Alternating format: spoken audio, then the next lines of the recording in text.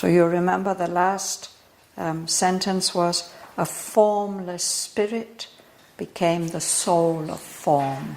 This world soul, this realm of soul, is the welling core of finite life. All life that is limited is pouring out of the heart of this world. That world is formless, but it becomes the soul of form. So in that world, all there was soul, or made of sheer soul stuff. A sky of soul covered a deep soul ground. All here was known by a spiritual sense. Thought was not there, but a knowledge near and one, seized on all things by a moved identity. A sympathy of self with other selves. The touch of consciousness on consciousness. And being's look on being with inmost gaze. And heart laid bare to heart without walls of speech. And the unanimity of seeing minds in myriad forms, luminous with the one God. Life was not there, but an impassioned force, finer than fineness, deeper than the deeps, felt as a subtle and spiritual power, a quivering out from soul to answering soul, a mystic movement, a close influence, a free and happy and intense approach of being to being with no screen or check, without which life and love could never have been. Body was not there, for bodies were needed not. The soul itself was its own deathless form, and met at once the touch of other souls, close, blissful, concrete, wonderfully true.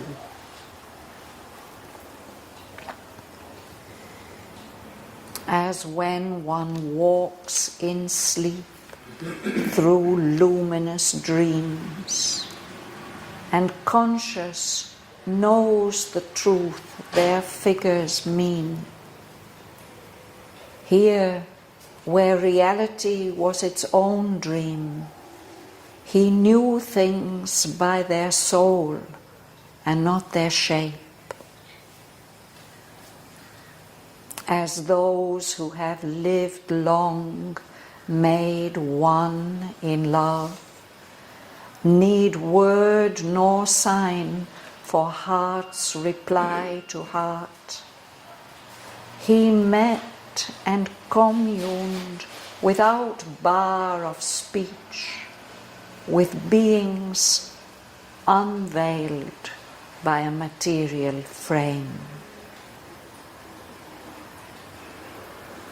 There was a strange spiritual scenery, a loveliness of lakes and streams and hills, a flow, a fixity in a soul space, and plains and valleys, stretches of soul joy, and gardens that were flower tracts of the spirit, its meditations of tinged reverie. Air was the breath of a pure infinite. A fragrance wandered in a colored haze, as if the scent and hue of all sweet flowers had mingled to copy heaven's atmosphere. Appealing to the soul and not the eye, beauty lived there at home in her own house. There all was beautiful by its own right and needed not the splendor of a robe. All objects were like bodies of the gods, a spirit symbol environing a soul, for world and self were one reality.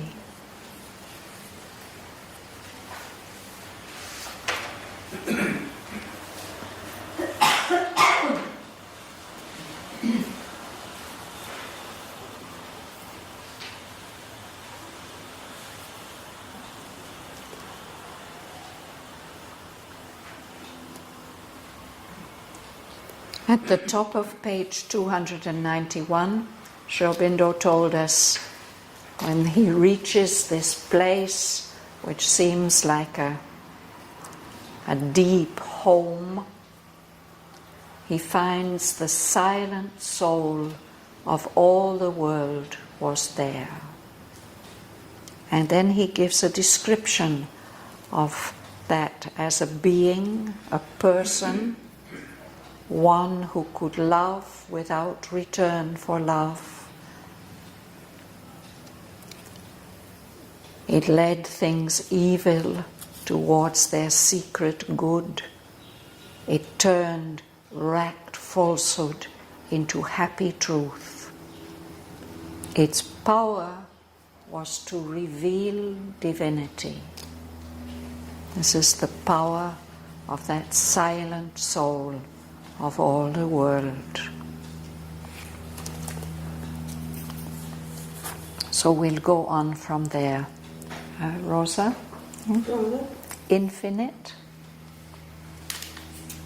Infinite whole, which the mind of God, it brought within itself a seed, a flame, a seed from which the eternal is newborn, a flame that counsels that immortal thing. Yes, Things? immortal things, yes. So it is infinite, it is limitless. He says it is co-eval with the mind of God.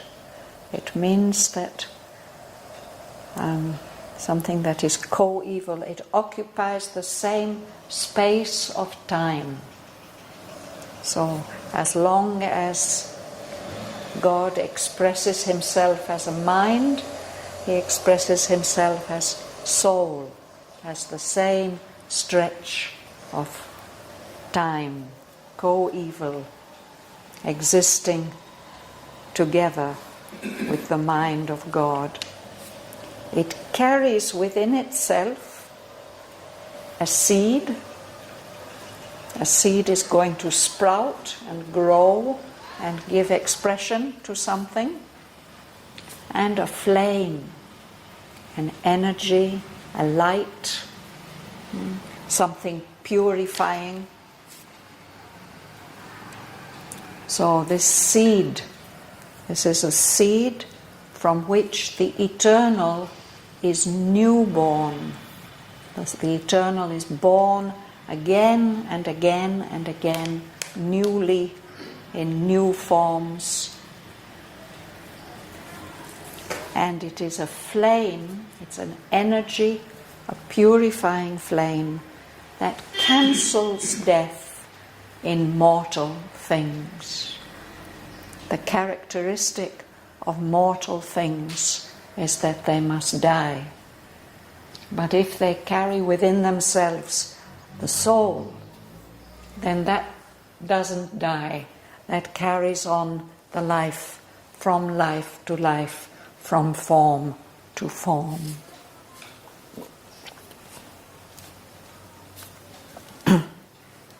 Dhanalakshmi. All grew to all kindred and self and near. The intimacy of God was everywhere. No veil was felt, no brute barrier inert. Distance could not divide, time could not change. So these are some characteristics of the soul experience. Intimacy. It's something very, very close and sweet and personal that we feel that we recognize it, we've known it for a long time. And that intimacy of God was everywhere in that world. So there's no veil of separation between the different forms or beings that are there. There's no brute barrier inert. That's a description of matter. We are separated from each other by this barrier of matter which keeps us enclosed in our separate bodies, separate from each other. A barrier, inert, that doesn't respond. There's something unresponsive about matter. But like there is nothing like that, no kind of veil at all. So even things, it's as if distance doesn't exist. There's no division of far and near. There may be an experience of time, but time doesn't bring about change and decay as it does in our world. This first line you didn't explain, no? All grew to all, kindred and self and near. So all the beings, all the forms, whatever is there in that world, suddenly the experience is that they are very closely connected. Kindred are our nearest and dearest. So everything there is intimate and closely connected. Everything is experienced as self. That's the experience that we are lacking as long as we're closed up in our individual beings, our egocentric beings. We don't have the feeling of being self with everything outside us. But the characteristic of soul is to give that sense of closeness and oneness and connectedness with everything. The fire of passion burned in spirit depth. The constant touch of sweetness linked all hearts. The drop of one adoration's single bliss in rapt ether of undying love. So there's this intensity, a fire of passion is burning in spirit depths, deep, pure depths of spirit. And all the hearts of all the beings there is linked by this constant touch of sweetness. It's a quality of soul, is this sweetness. And this fire of passion and this constant touch of sweetness, he says it is linked in like one heartbeat, as if everything is beating one throb with the same rhythm. And this is a throb, the heartbeat is expressing adoration, the bliss of adoration. Adoration when we see something absolutely perfect and pure, we feel a sense of adoration. And all this is linked in this rapt ether of undying love. The atmosphere there is an ether, the very subtlest kind of atmosphere. And it is in a state of rapture, of being concentrated in bliss.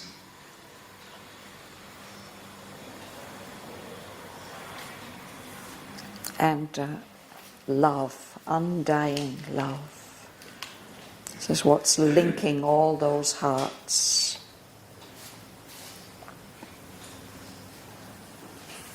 Yuli?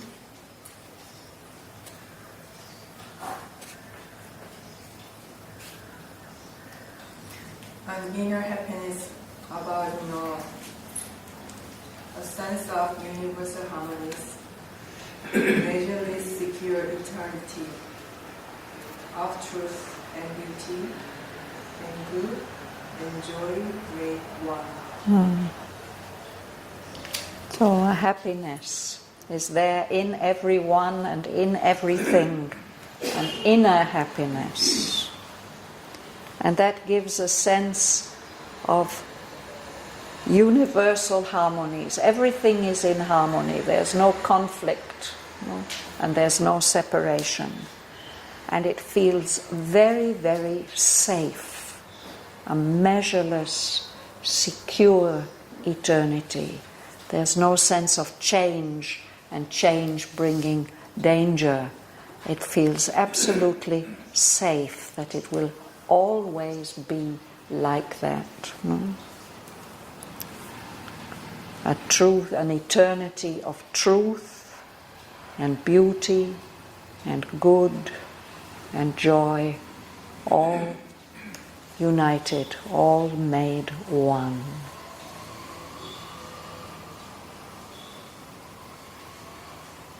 I think all of us feel somewhere deep inside that that's how life should be. So, by going deep enough and finding the soul, we can experience this feeling as long as we're in contact with it. And here, this is the very abode and center of the soul of the whole world. Danny? Here was the welling core of finite life. The formless spirit became the soul of form. So the core is the very center. It's connected with the French word cœur, with heart, no? And this core is not hard like the core of the earth or like the core of an apple. It's something that is welling out. There's an energy, this wonderful atmosphere is flowing out from that center all the time. And all finite life is a product of that core. This is the welling core of finite life. If we go to the very, very heart of everything, this is where it's all coming from. At the very core, there's this formless spirit, but this formless spirit becomes the soul, the innermost meaning and significance and life source of all form. No form could exist if this soul core were not there, giving rise to it all the time.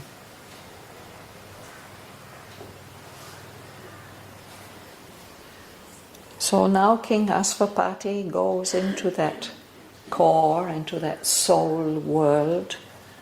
And Sri Aurobindo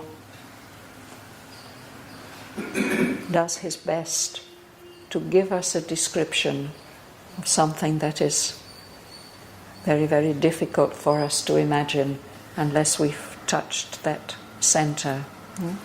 And as usual throughout the book, when he's trying to make something accessible for us, he describes it in terms that are familiar to us, of landscapes and beings. So, what is the special quality of this world? That's what he starts with, Joel. All there was soul, or made of sheer soul stuff.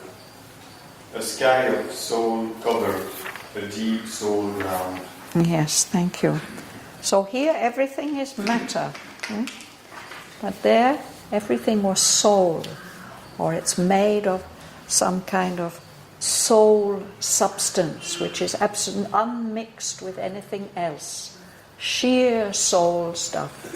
It's only soul, nothing else mixed in it.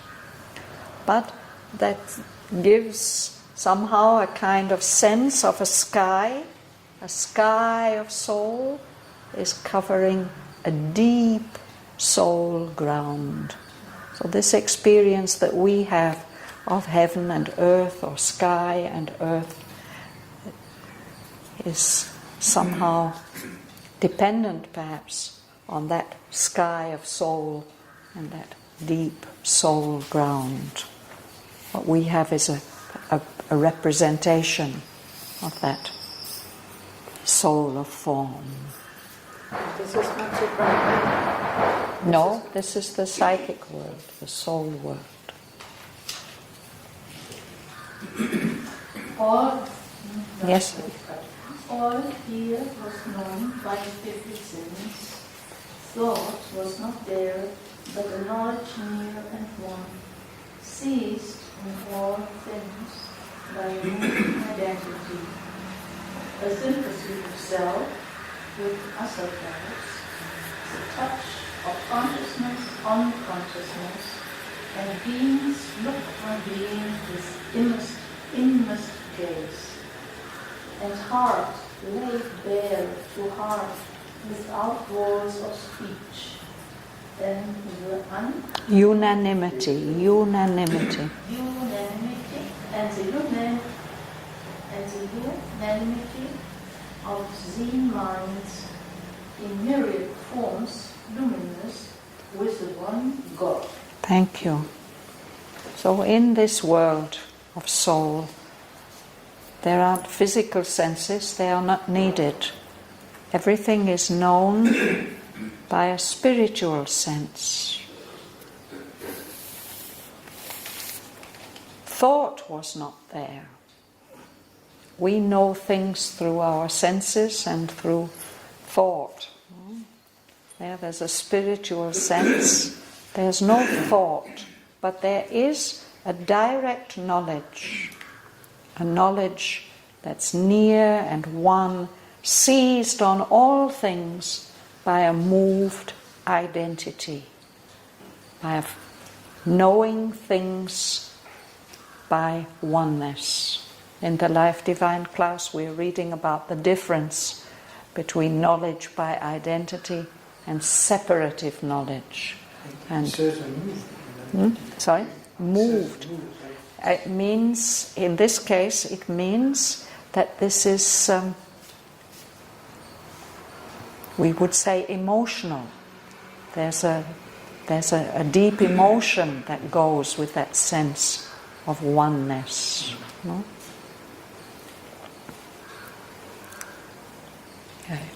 With this contact, no? There are things, it seizes on these things by a oneness, an identity that is moved by them. And this becomes a very close knowledge through oneness. These are really indescribable things, no? We should see what are the suggestions that come by these words. Thought was not there, But there was a knowledge, near and one, a knowledge that seized on all things by a moved identity, a sense of intimate oneness. This expresses itself as a sympathy of self with other selves. So there seem to be centers of self there, but they're in this close connection of oneness, a sense of identity with all the other selves. There seem to be centers of consciousness. There's a touch of consciousness, unconsciousness, from one soul to another soul. There are beings. One being will look on another being, but they look with this inmost gaze from the deepest part of themselves. These existences look at each other. There is something like a heart, but these hearts are revealed to each other. They don't have to be communicated through speech, through words, the way if we want to share our feelings. There the feelings are felt directly, and speech would be a barrier. It would be something intruding and coming in the way. This is a direct sense of what each heart feels. And there are mind, centers of mind, minds operating by vision rather than thought, and they are all in accord. This word unanimity is very precious when we are decision making in Oroville. We want to have unanimity. We want decisions to be unanimous, that everybody agrees. No? But the root of the word does mean one in soul. Anima is the soul, no? Unanimity. So it's one-souled. So these minds are all in accord and in agreement because they are one in their soul. Even though they are in myriad forms, many, many, many forms. But all of these forms are shining with the one God. There's one divinity inhabiting and shining out, radiating out of all the forms. These forms that are made of soul stuff, soul substance. Yes? Is this kind of like evolution of the soul? And we all control us and know one another? This is where we are going. Yes. Yes. There's in Book 3 there's a canto called The New Creation, where King Aswapati has the vision of a world like that. And that's the world that he wants to bring down on earth. Huh? But we have many, many steps of evolution to fulfill before we come to that state of purity. And yet, in some way, it's pre-existent. It's always there. It's there before any of these forms, any of these expressions. They are all welling out of this world of soul. And here he's speaking about the world soul, but it's true of ourselves individually also. We have this particular form, this particular way of expressing ourselves, because something deep within us, our individual soul, has chosen that as the, you could say, the best possible expression in our current set of universal circumstances and our present state of evolution. What I like very much is the heart laid bare to a heart. It's wonderful. Yes. Without walls of speech. Yes. It's fantastic. Yeah. So sometimes when we are very, very close with people in special moments, we might have a feeling like that each of us knows what the other is feeling, and any word would just be a wall, no? We don't need to speak. There's a direct feeling and communication. Yeah. So something in us is longing for that all the time. We miss it. So thought was not there. Now life. Eve, please. Yes. Eve? I'm sorry. Life was not there, but an impassionate force, finer than fineness, deeper than the deeps, felt as a subtle and spherical power, a quivering out from sound to answering sound, a mystic movement, a close influence, a free and happy and intense approach of being to being with no screen or check, without which life and love could never have been. Yes. So life as we know it was not there. But there is something corresponding to life. We could say the archetype of life, and a force full of intensity, impassioned, a lot of energy, but very, very fine, finer than any fineness we can imagine, deeper than any deepness, depth that we can imagine. It's felt as a subtle and spiritual power. This B in the word subtle is silent. No, we don't pronounce the B. So this impassioned force expresses itself as a quivering, a vibration that moves out from one soul to an answering soul. It's a mystic movement. Something mysterious, high and pure. A close influence. Again, it's something very, very intimate. The way that this quivering of the souls influence each other. It's free and happy and intense. This approach, this contact of being to being with no screen or check. There's nothing to come in the way and prevent that touch of soul on soul. And if that impassioned force were not there, life and love could never have been. This is the source of all life and all love.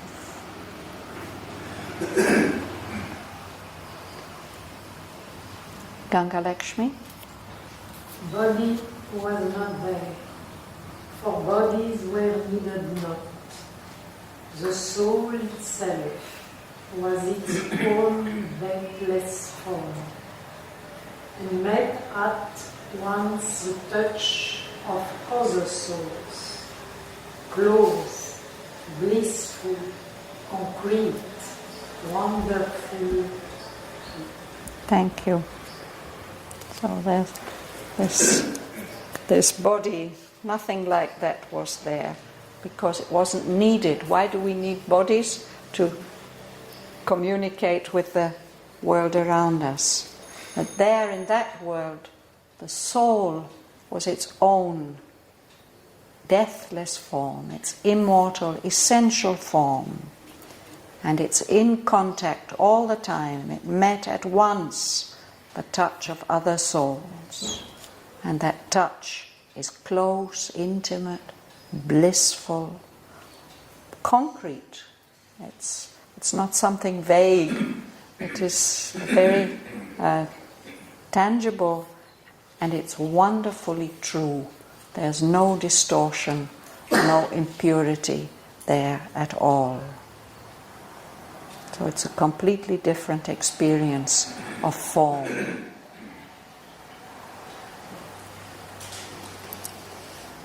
So this is something that he can tell us about that world and its character. Then he returns to 𝒂𝒊𝒂𝒂𝒕, what was his experience like? Would you like to read? Yeah? As when one walks in sleep through luminous dreams, and conscious knows the truth their figures mean. Here, where reality was its own dream, he knew things by their soul and not their shape. As those who have lived long, made one in love, need word nor sign for heart's reply to heart. He met and communed without bar or speech, with beings unveiled by a material frame. Thank you. So Sri Aurobindo tries to give us an idea of what 𝒂𝒊𝒂𝒕's experience is like. He says it's something like you might experience in a dream. In your sleep, you're walking through a luminous dream, not a dark dream, but a wonderful luminous dream. And in your dream you are conscious, you know that it's a dream, you know the truth that the figures in the dream mean, what their significance is. So he says here in this soul world, where reality was its own dream, the reality of that soul world, in one way it's like a dream, but it's an essential reality. So in a similar way as in that luminous dream, 𝒂𝒊𝒂𝒕 knew things. He saw them and understood their meaning, their significance. He does this through his soul, not by their shape, not by the figure, directly. In a similar way, a different comparison, the way that two people or more people who have lived together for a long time made one in love. They've become very, very close and intimate by mutual love. Such people don't need to speak. They don't need to give a sign in order to know what the other person is feeling. They don't need any word, and they don't need any sign for the heart's response to heart.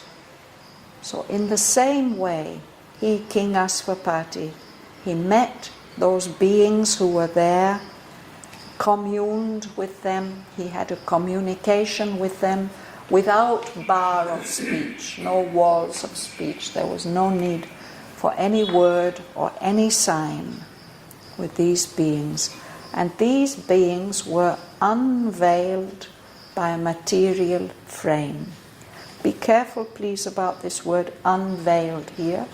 Usually when we use this word, we think of something being revealed.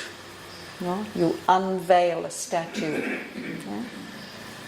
Here what he's telling us is that these beings are not veiled from him by any material body. It's a slightly different meaning of the word unveiled. Not veiled. Yeah? It's not that they've been veiled and they're unveiled. They haven't been veiled at all in the first place. There's no veil of material form.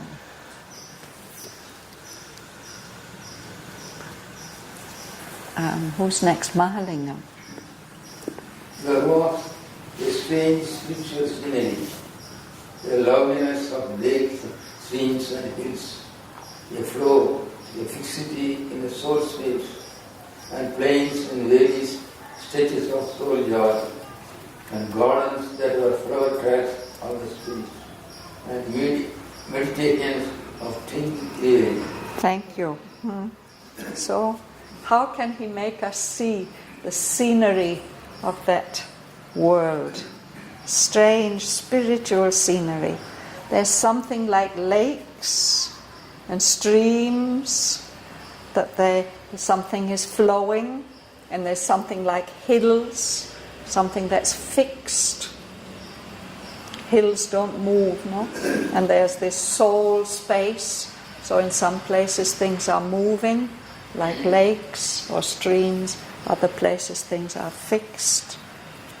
There are places that are like plains, flat lands, or valleys that are particular kinds of joy, soul joy. They correspond to particular moods or feelings.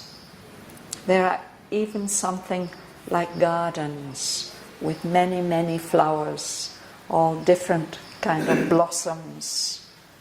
And all these blossoms are like meditations, concentrations, special concentrations of tinged reverie. This word tinged, it means they have different colors. No? Their reverie, their concentration has a particular color. Marie. Reverie means also like muse or meditation, a kind of waking dream. Daydreaming, you could say, reverie. It's connected with rêve, the French word rêve. Rêverie, you're dreaming your time away. Marie. Air was a breath of the pure infinite. A fragrance wandered in a colored haze, as is the scent and dew of all sweet flowers, are needed to copy heaven's atmosphere. So there's an atmosphere. It's like sometimes we have this experience, no, that particularly in this season, sometimes the air comes and it's like a sweet breath, sweet, cool breath.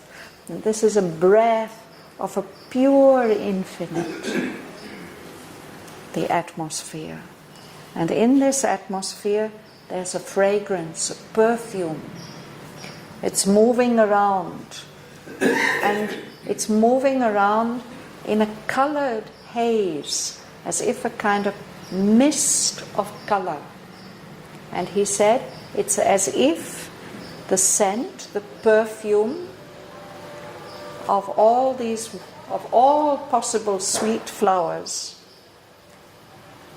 has been distilled in this atmosphere, no?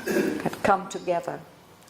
And not only their fragrance, but their color, as if the color of the flowers has all come together to create this heavenly atmosphere.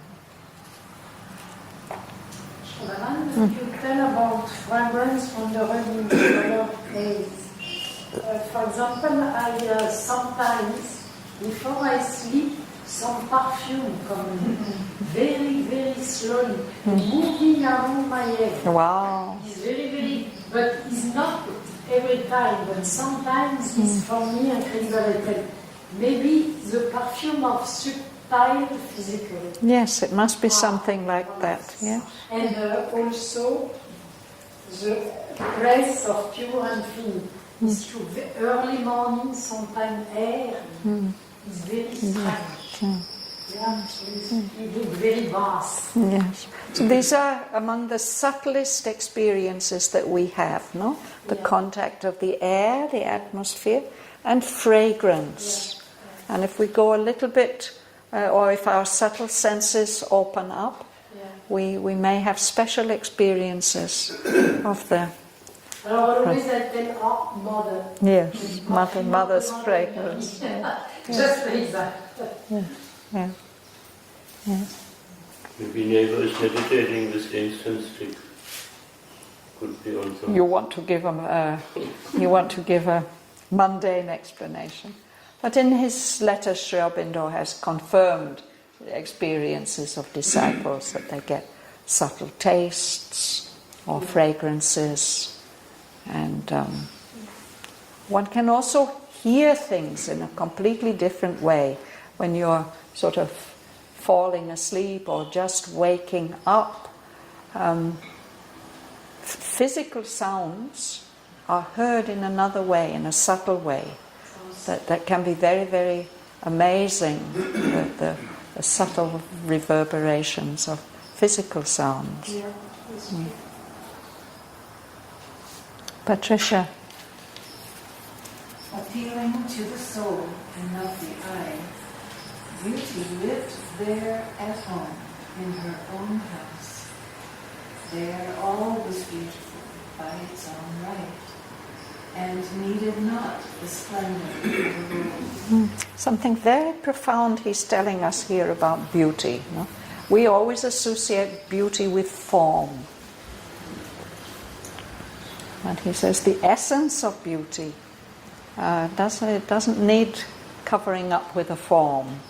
So this soul world is the home of essential beauty.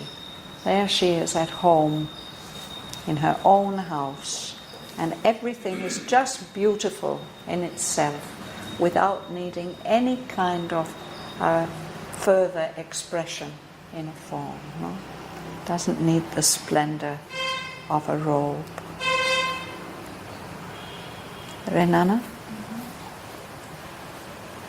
All objects were like bodies of the gods.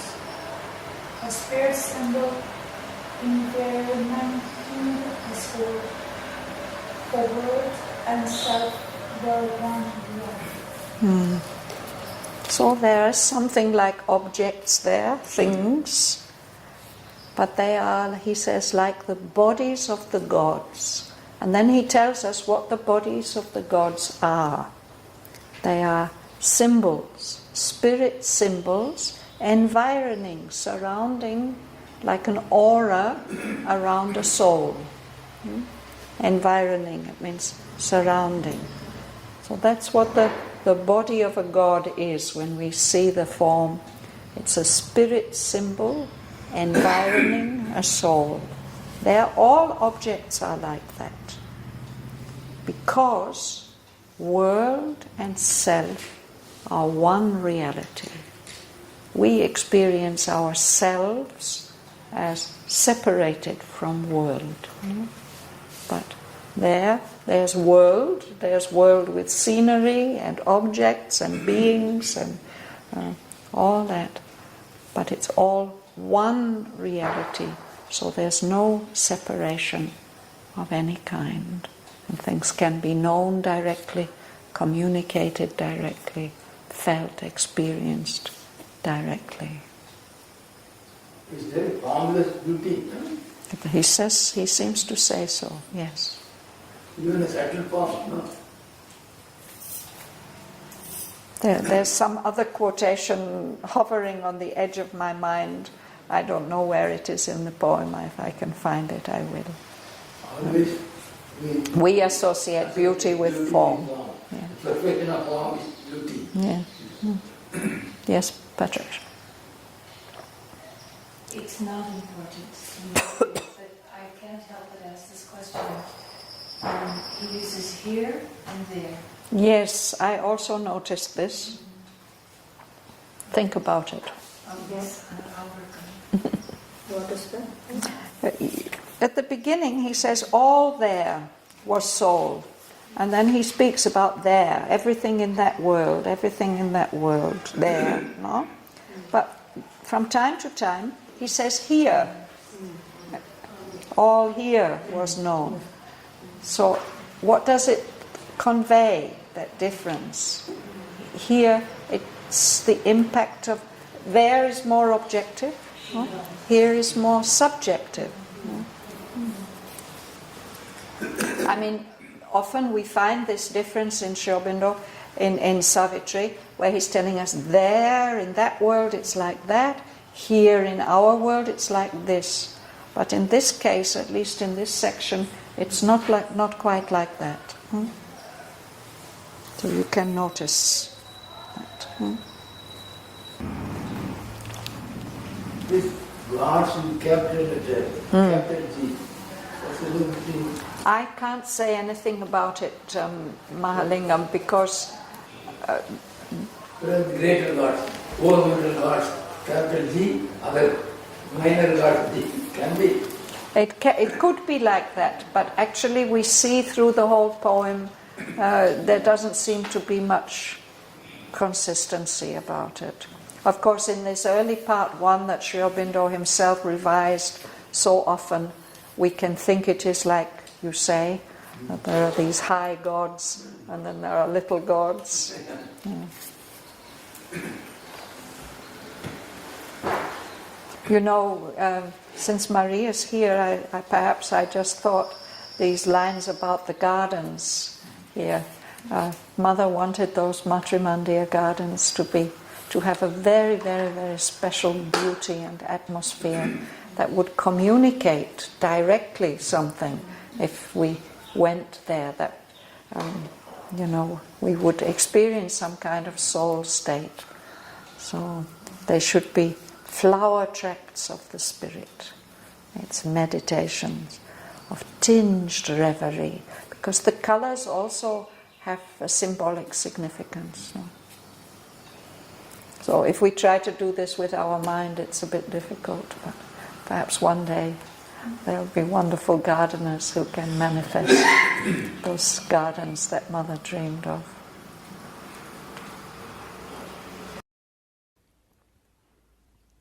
Infinite, coeval with the mind of God, it bore within itself a seed, a flame, a seed from which the eternal is newborn, a flame that cancels death in mortal things. All grew to all, kindred and self and near. The intimacy of God was everywhere.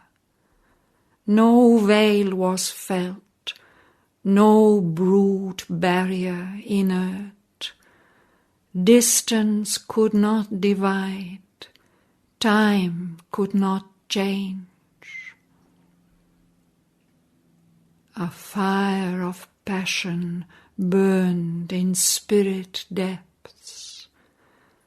A constant touch of sweetness linked all hearts, the throb of one adoration's single bliss in a rapt ether of undying love.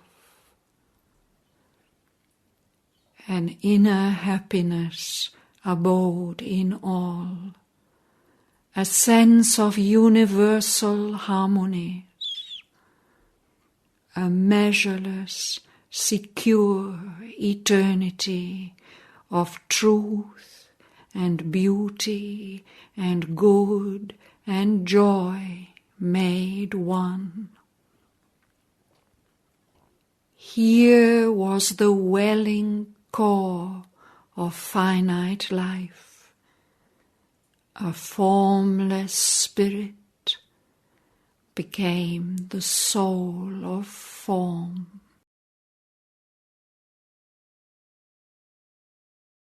All there was soul, or made of sheer soul stuff, a sky of soul covered a deep soul ground.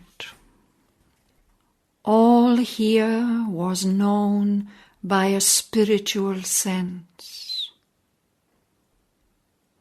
Thought was not there, but a knowledge near and one, seized on all things by a moved identity, a sympathy of self with other selves, the touch of consciousness on consciousness, and being's look on being with inmost gaze, and heart laid bare to heart without walls of speech, and the unanimity of seeing minds in myriad forms luminous with the one God. Life was not there, but an impassioned force, finer than fineness, deeper than the deeps, felt as a subtle and spiritual power, a quivering out from soul to answering soul, a mystic movement, a close influence, a free and happy and intense approach of being to being, with no screen or check, without which life and love could never have been. Body was not there, for bodies were needed not. The soul itself was its own deathless form, and met at once the touch of other souls, close, blissful, concrete, wonderfully true. As when one walks in sleep through luminous dreams, and conscious knows the truth their figures mean. Here, where reality was its own dream, he knew things by their soul and not their shape. As those who have lived long made one in love, need word nor sign for heart's reply to heart. He met and communed without bar of speech, with beings unveiled by a material frame.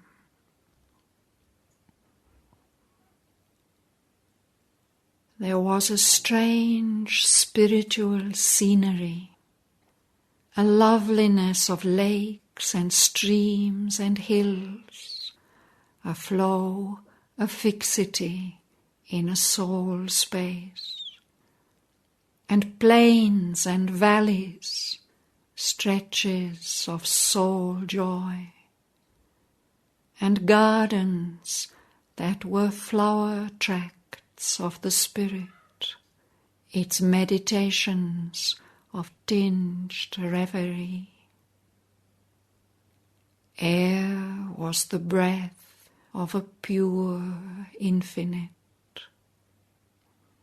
A fragrance wandered in a coloured haze, as if the scent and hue of all sweet flowers had mingled to copy heaven's atmosphere. Appealing to the soul and not the eye, beauty lived there at home in her own house. There all was beautiful by its own right, and needed not the splendour of a robe. All objects were like bodies of the gods, a spirit symbol environing a soul. For world and self were one reality.